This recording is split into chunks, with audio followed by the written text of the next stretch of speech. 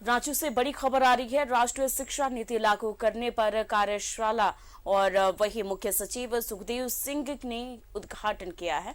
Hotel BNR में राष्ट्रीय शिक्षा नीति पर राज्य स्तरीय कार्यशाला का आयोजन किया गया।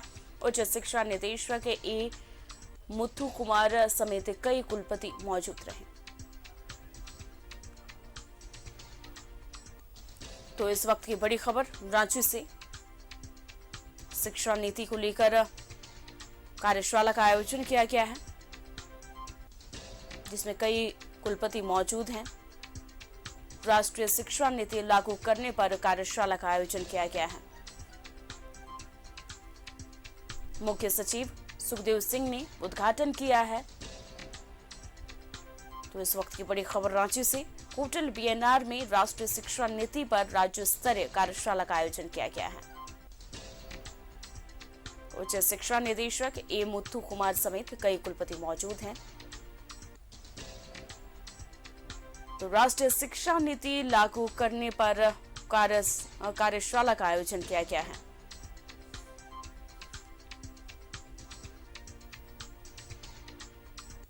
तो इस वक्त की बड़ी खबर रांची से, होटल बीएनआर में राष्ट्रीय शिक्षा नीति पर राज्य स्तरीय कार्यशाला का आयोजन किया गया है।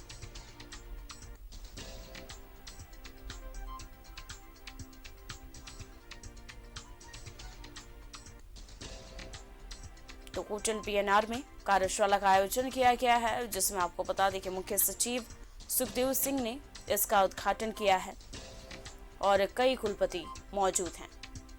तो राष्ट्रीय शिक्षा नीति पर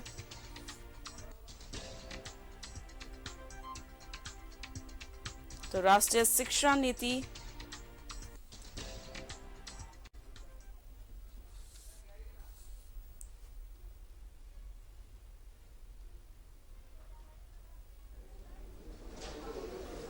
तो हम लोग workshop May I invite Chief Secretary of the Government of Jharkhand on the dais? I invite Additional Chief Secretary, Department of Higher and Technical Education and V. Venkatesh, Dr. Ajit R. Devi, Dr. Now I request तो राष्ट्रीय शिक्षा नीति लागू करने पर कार्यशाला का आयोजन किया गया है, जिसमें आपको बता दें कि होटल बीएनआर में इस कार्यशाला का आयोजन किया गया है। कई कुलपति यहां पर मौजूद हैं। तो राष्ट्रीय शिक्षा नीति को लेकर आज कार्यशाला का आयोजन किया गया।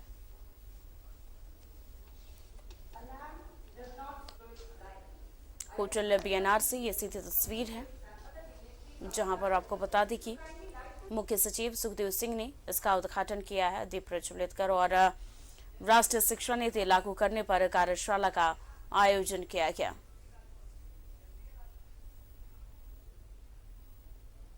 राष्ट्रीय शिक्षा नीति लागू करने पर कार्यशाला का आयोजन किया गया है। ये सीधी तस्वीर होटल बीएनआर से।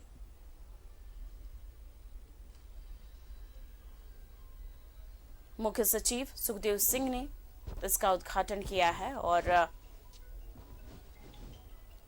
कई कुलपति यहां पर मौजूद हैं।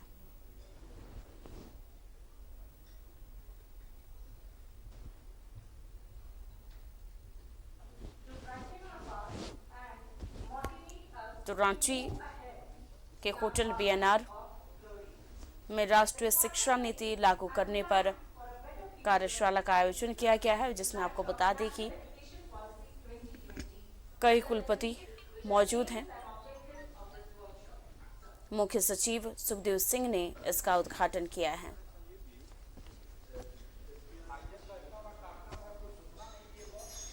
तो ये सीधी तस्वीर होटल बीएनआर से राष्ट्रीय शिक्षा नीति लागू करने पर कार्यशाला का आयोजन किया गया है।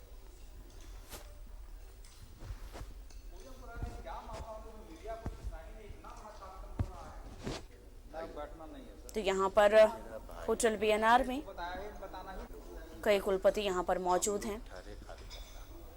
जल्दी करिए, टाइम इज ओवर।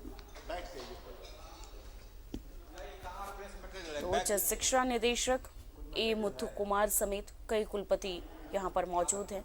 मुख्य सचिव सुखदेव सिंह ने इसका उद्घाटन किया है। होटल पीएनआर से ये सीधी तस्वीर है।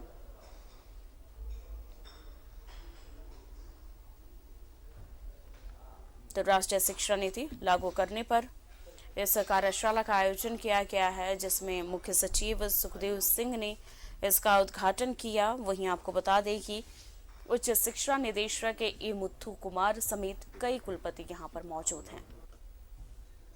तो होटल पीएनआर में इस कार्यशाला का आयोजन किया गया है। कई कुलपति यहां पर मौजूद हैं। राष्ट्रीय शिक्षा नीति लागू करने पर इस कार्यशाला का आयोजन किया गया है।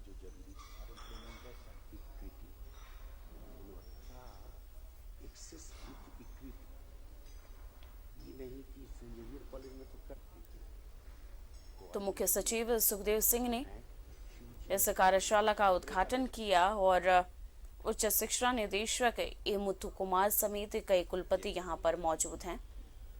खत्म कीजिए ना।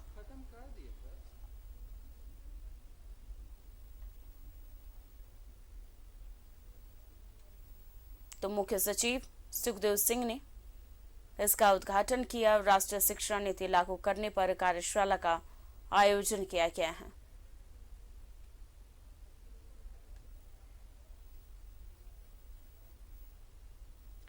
इस खबर पर ज्यादा जानकारी के लिए हमारे संवाददाता अजय लाल हमारे साथ जुड़े हुए हैं। अजय, राष्ट्रीय शिक्षा नीति लागू करने के लिए होटल पीएनआर में कार्यशाला का आयोजन किया गया है और कई कुलपति यहां पर मौजूद हैं। देखिए अमन, ये जो कार्यशाला हो रहा है इसकी गंभीरता का अंदाजा आप इसी से लगा सकती हैं कि राज्य के मुख्य सचिव सुखदेव सिंह इस कार्यशाला में न सिर्फ मौजूद हैं बल्कि वो एक एक बात को सुन रहे हैं और अपने पैड पर नोट भी कर रहे हैं। जाहिर सी बात है, भारत की सरकार ने, केंद्र की सरकार ने 2020 में नई शिक्षा नीति लागू की थी। उसके बाद से पूरा 2020 गुजर गया, 2021 भी समाप्त होने को है। जाहिर सी बात है, केंद्र की सरकार यह चाहती है कि तमाम राज्यों में, जिसमें कि झारखंड भी शामिल है, कि राष्ट्रीय शिक्षा नीति को जल्दी से जल्दी लागू कर दिया जाए, खासकर उच्च शिक्षा में इसे जल्दी लागू कर दिया जाए। और इस बात पर भी चर्चा हो रही है कि ऐसा ना हो कि जब राष्ट्रीय शिक्षा नीति लागू हो तो किसी विश्वविद्यालय ने लागू कर दिया और किसी अन्य विश्वविद्यालय ने देर कर दी। लिहाजा ये कोशिश हो रही है कि जब राष्ट्रीय शिक्षा नीति लागू हो इस राज्य में, खासकर हायर एजुकेशन में, तो तमाम विश्वविद्यालय, चाहे वो रांची विश्वविद्यालय हो, विनोबा भावे विश्वविद्यालय हो, नीलांबर पीतांबर विश्वविद्यालय हो या फिर राजधानी रांची का कोई निजी विश्वविद्यालय हो, तमाम जगहों पर एक ही तारीख से, एक ही डेट से वो चीजें लागू हो। इसी पर चर्चा हो रही है कि क्या चुनौतियां आ सकती हैं, क्या परेशानी हो सकती है और इसे कैसे लागू किया जाए, और लागू करते वक्त क्या इस प्रकार की कोई टेक्निकल प्रॉब्लम ना आ जाए जिससे कि फिर से दिल्ली की तरफ मुंह ताकना पड़े। तो इन चीजों पर चर्चा हो रही है। 2 दिनों का कार्यशाला है अमन, और ये पूरी रिपोर्ट, जब 2 दिनों का कार्यशाला होगा, तमाम राज्यों, तमाम विश्वविद्यालय के कुलपति मौजूद हैं, ये पूरी रिपोर्ट भी केंद्र को भेजी जाएगी कि हमने इस पर मंथन किया है और ये चीजें, टेक्निकल समस्याएं हैं, उसे दूर किया जाए। कल इसका समापन होगा। मुख्य सचिव अभी भी मौजूद है जब हमारी आपसे बातचीत हो रही है अमन। जी अजय, बिल्कुल, क्योंकि एक साथ अगर सारे विश्वविद्यालय में शिक्षा नीति लागू होगा तो कहीं ना कहीं सही भी रहेगा, क्योंकि अलग अलग तारीखों में लागू किया जाएगा और किसी विश्वविद्यालय में लागू हो, किसी में ना लागू हो, तो ये सही नहीं रहेगा। बिल्कुल अमन, उसी बात को ये भी हो रही है। और एक चीज यह भी देखा जा रहा है इस वर्कशॉप में कि कई कुलपतियों ने ये कहा कि सिलेबस को लेकर थोड़ी कई ऐसा होता है कि कई ऐसे विश्वविद्यालय हैं, कई ऐसे कॉलेज हैं जो पूरी तरह से स्वतंत्र हैं, यानी कि एक प्रकार से कह सकते हैं कि उनको ऑटोनोमस बॉडी बोला जाता है। तो ऐसे कॉलेज, ऐसे विश्वविद्यालय अपनी परीक्षाओं का संचालन नियत तिथि पर कर लेते हैं, लेकिन कई ऐसे विश्वविद्यालय हैं जिनके यहाँ परीक्षाएं या फिर कॉपी जांचने की तारीख या फिर परीक्षा फल प्रकाशन में देर हो जाती है। तो नई शिक्षा नीति लागू होने से ये होगा कि तमाम चीजें एक ही पैरेलल पर चलेगी, यानी कि यदि आप इसे कल्पना कीजिए, इसको इस प्रकार से समझेंगे हमारे दर्शक कि रांची विश्वविद्यालय ने यदि बीए पार्ट 1 की परीक्षा की तारीख घोषित की तो उसी तारीख को विनोबा भावे को भी तारीख घोषित करनी होगी। जी बिल्कुल उसी अजय, तारीख को ये बहुत अन्य जरूरी है विश्वविद्यालय कि को भी राष्ट्रीय करना शिक्षा होगा। नीति अगर लागू किया जा रहा है तो सभी विश्वविद्यालय में एक साथ लागू किया जाए। अजय, तमाम जानकारी के लिए आपका बहुत बहुत शुक्रिया। तो इस कार्यशाला में उच्च शिक्षा निदेशक ए मुत्तू कुमार समेत कई कुलपति मौजूद हैं और चर्चा की जा रही है। Politely reminded me that in the month of February, in the conference of chief secretaries, I will have to go and present the opinion or the findings or the action plan which the state government proposes. So I readily agreed, so I am here. All that has been said, I don't want to repeat, but I feel that at times, to decide what our future course of action would be, the best thing is to go back in memory lane, recapitulate where from we started, how much we have achieved, with what intent we started, and what were the hurdles, what were the difficulties, what were the mistakes that we made in ensuring education for all. All of you know, in British India, the education was elitist, with a clear focus on English and entire focus being on higher education. So when we got freedom in 1947, I think the biggest challenge of the then policy makers was to have a policy in place in which they could provide quality education to all. You would be amazed to know that our literacy rate in 1947 was mere 18%. So 82 people out of 100 at the time we got freedom could not read and write. Forget about employability, forget about quality education, forget about equity, forget about access. And it took nearly 21 years for the policy makers to bring first education policy in the state, in the country. All of you know the first policy came in 1968 based on the recommendations of the Kothari Commission. They talked of free and compulsory education. There was a focus on access and equity.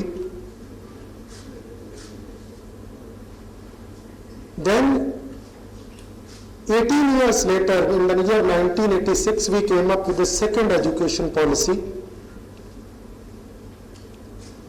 which talked about bringing education to the doorstep of disadvantaged sections of the society.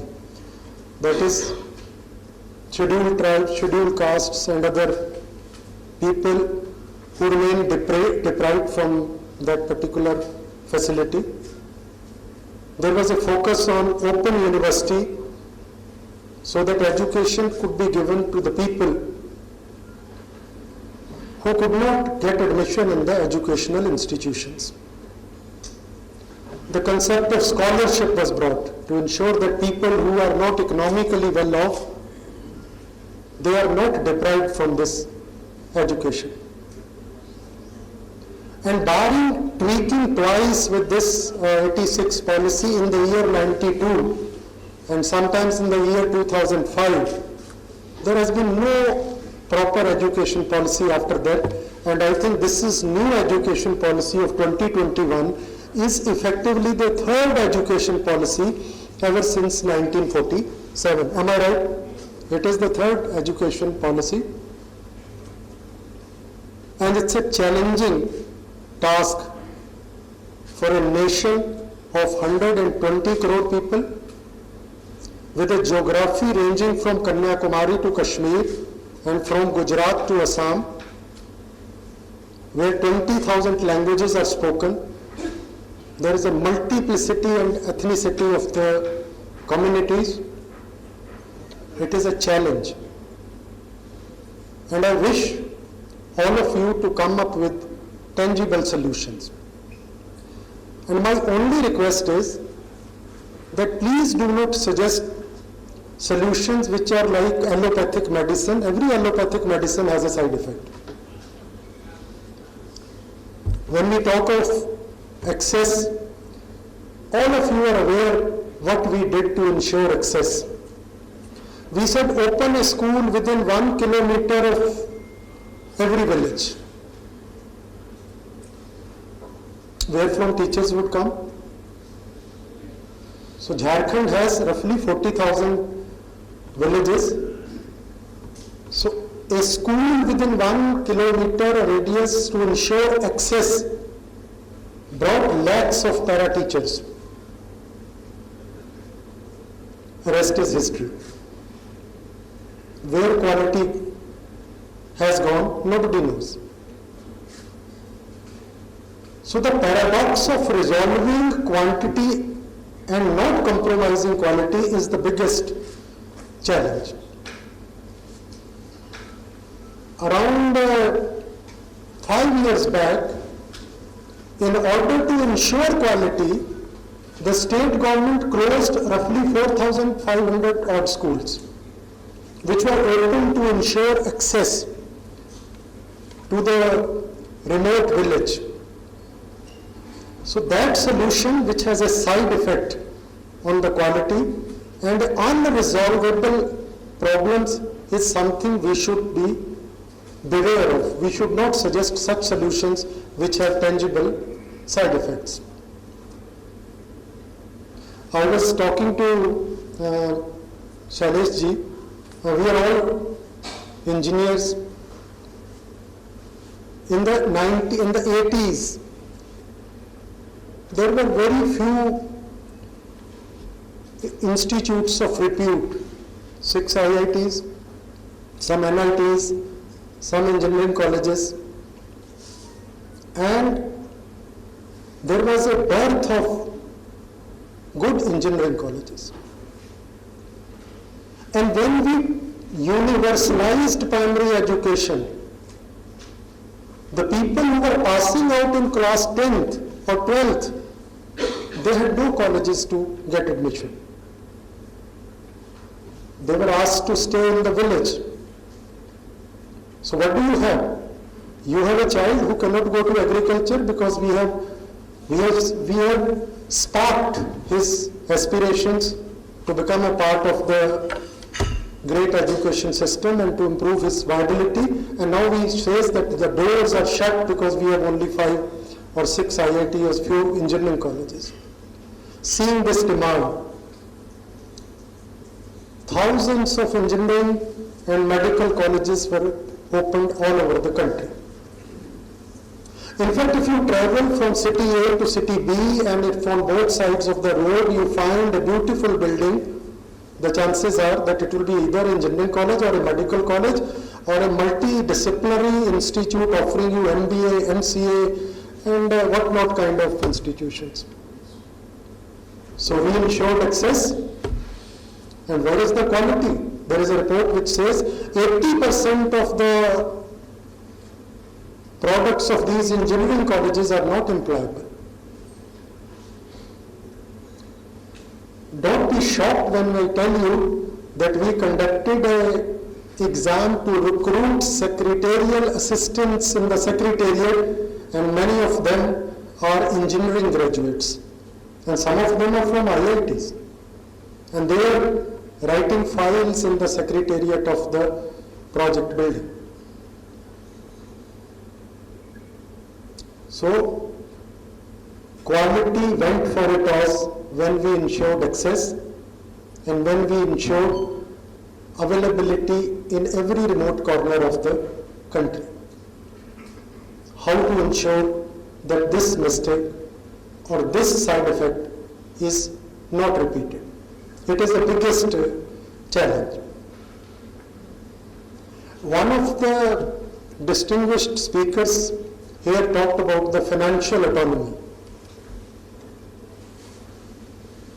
This is again a very paradoxical question, because when we say that you should have financial autonomy, that means no grants from the government.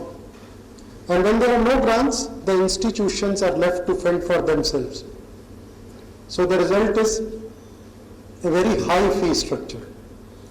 In the name of autonomy, IIMs and IITs, they charge 40 to 50 lakh per annum fees from the students. The result is that if a poor tribal boy from a remote corner of Ranchi district gets selected in IIMs, he will not be able to take admission there.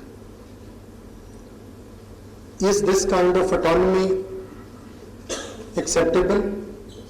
Is this kind of autonomy denying access? This has to be seen in the larger perspective.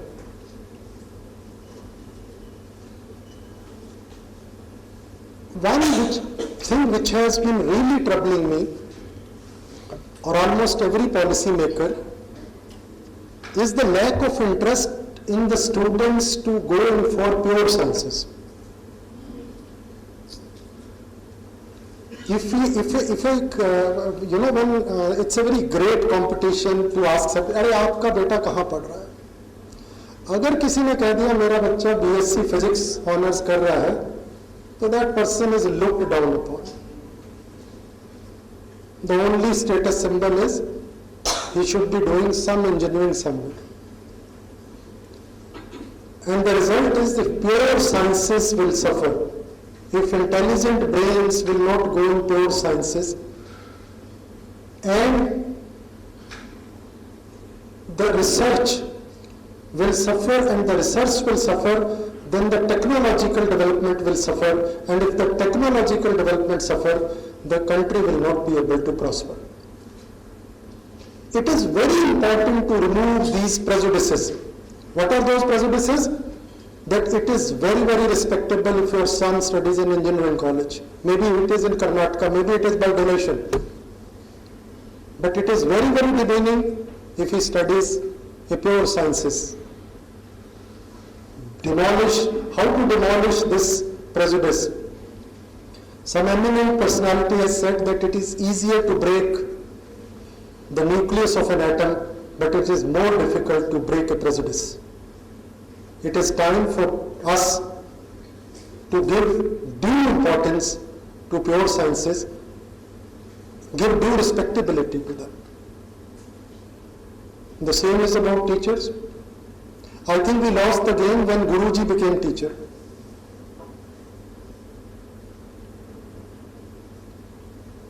वो गुरुजी जिस दिन teacher हो गए, उस दिन we lost our battle. I still remember when I was Director Primary Education in the year 1994, there was a scheme called Operation Blackboard. Most of you must have heard. There was a feeling that if there is a issue of providing quality education, it is because of dearth of infrastructure. And we mindlessly made buildings after buildings, school buildings. Everywhere we made school buildings. And my feeling is that the quality of education provided went down in the same ratio in which infrastructure went up. There is no correlation. Those who studied under a tree, they were better educated students. There is no correlation. So this was one misplaced emphasis which was given during the second education policy of 1986. We have traveled a great distance from a literacy rate of 18% in 1947 to 78%, sometimes in the last census of 2011. But when I look at those boards, the issues in front of you, I think they are the same which were baffling the then policymakers. How to ensure access, how to ensure quality, how to ensure equity. Not a very small task, it is a challenging task. But one last thing which I would say, that is again about prejudices, and that is the mad race to get education to seek government job. People from Ramakrishna Mission, Swamiji is sitting here. They keep propagating the teachings of Swami Vivekananda, that is about vocational education. In India, vocational education concept has never been able to take off. It is again because we have great prejudices against somebody working. An electrician or a plumber in Europe, in Germany or in Paris makes much more money than any other engineer and has a lot of respectability in the society than in India. I think the time is now for ensuring that vocational education also gets an equal importance. And again, I would say there is a need to break that prejudice. And if this is done, maybe we can talk of a society which new education policy talks of knowledge-based, vibrant society with an intent to provide quality education. If this can be achieved, I would be very happy. My best wishes to all of you, and I would request would be to come up with actually very tangible solution, actionable points which can ensure the achievement of the objectives laid down in the new education policy. It is a tough task, it is a challenging task, but with the kind of experts that are available today, I am sure you will be able to come out with a beautiful action plan. My apologies, I would not be able to sit through the entire proceedings because we have today a meeting with the Honorable Chief Minister on COVID management, and then there is a cabinet meeting. If these engagements would not have been there, I would have loved to be a part of the deliberations and learn from you. But I would certainly be like to be, made aware about the findings of the deliberations of today and tomorrow, so that we can put forward to Niti Aayog our actionable points or the state action plan for the new education policy. Thank you once again. Thank you.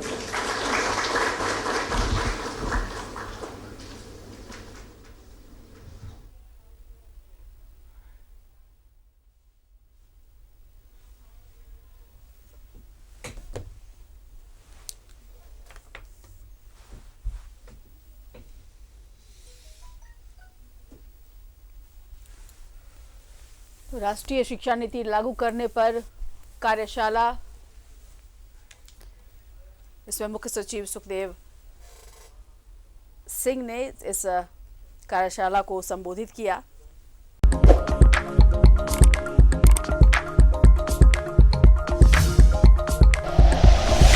Like and share videos, subscribe करें हमारा channel और press करें bell icon. News 11 Bharat, सच है तो दिखेगा।